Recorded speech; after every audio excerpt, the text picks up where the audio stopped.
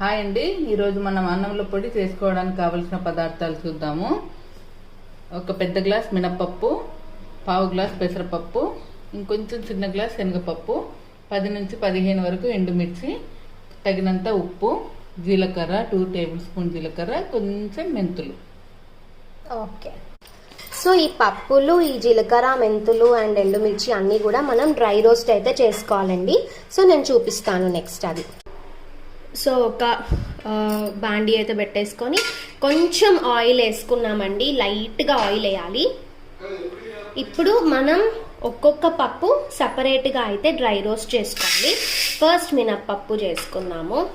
ఈ పప్పు కొంచెం రోస్ట్ అవ్వడానికి టైం పడుతుంది కాబట్టి ఎప్పుడు తీసేయాలి అనేది చూపిస్తాను. గోల్డెన్ బ్రౌన్ కలర్ వచ్చిన తర్వాత తీసేయాలి. కలుపుతూనే ఉండాలి. సో ఇలా మీడియం ఫ్లేమ్లో ఒక 2 మినిట్స్ పెట్టుకున్న తర్వాత ఈ కలర్ అయితే వచ్చింది. సో ఇప్పుడైతే మేము స్టవ్ ఆర్పేసాం అండ్ దీన్ని తీసి పక్కన పెట్టేసుకోవాలి. మళ్ళీ ఆయిల్ వేయాల్సిన అవసరం లేదండి.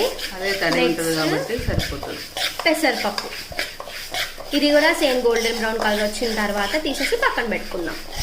సో చూడండి, ఇలా కలర్ చేంజ్ అయ్యాక ఇది కూడా తీసేసుకుందాం.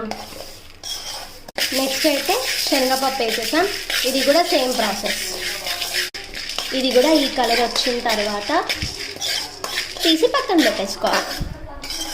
సో పప్పులు అయితే అయిపోయాయి. ఇప్పుడు కొంచెం ఆయిల్ వేసేసుకొని మనం మిగిలిన ఎండుమిర్చి, జీలకర్ర అండ్ మెంతులు రోస్ట్ చేసేసుకుందాం. ఒక 2 మినిట్స్ ఇవి ఇలా రోస్ట్ అయితే సరిపోద్దండి. తీసేసుకోవాలి ఇప్పుడు. సో ఇవన్నీ ఇలా రోస్ట్ అయితే చేసి పెట్టుకున్నాం కదా, వీటిని మనం గ్రైండ్ చేసుకోవాలి ఫైన్ పౌడర్ లాగా. దీంట్లో మీరు ధనియాలు కూడా కొంచెం యాడ్ చేసుకుంటే టేస్ట్ చాలా బాగుంటుంది. అయితే ఫస్ట్ ఓన్లీ ఎండుమిర్చినే గ్రైండ్ చేసుకోండి. దాని తర్వాత ఈ పప్పులు ఇవన్నీ యాడ్ చేయండి. అంతే. గ్రైండ్ చేసిన తర్వాత పౌడర్ ఎలా ఉందో చూపిస్తాను. సో ఎండుమిర్చీస్ అయితే ఇలా గ్రైండ్ చేసుకున్నామండి.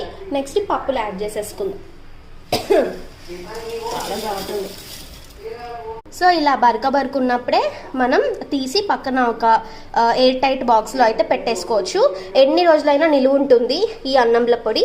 దీన్ని అయితే మేము అన్నంల పొడి అని అంటాము. ఇది వేడివేడి అన్నంలోకి మంచిగా ఆయిల్ వేసుకొని పక్కన ఊరగాయతో నంచుకొని తిన్నా చాలా చాలా బాగుంటుంది. మీ ఏరియాస్లో దీన్ని ఏమంటారు అనేది అయితే కింద కమెంట్ చేయండి. అండ్ ఆల్సో ఇది నచ్చితే కనుక మీరు మా ఛానల్ని లైక్ చేసుకోండి, సబ్స్క్రైబ్ చేసుకోండి, మర్చిపోవద్దు. Bye bye.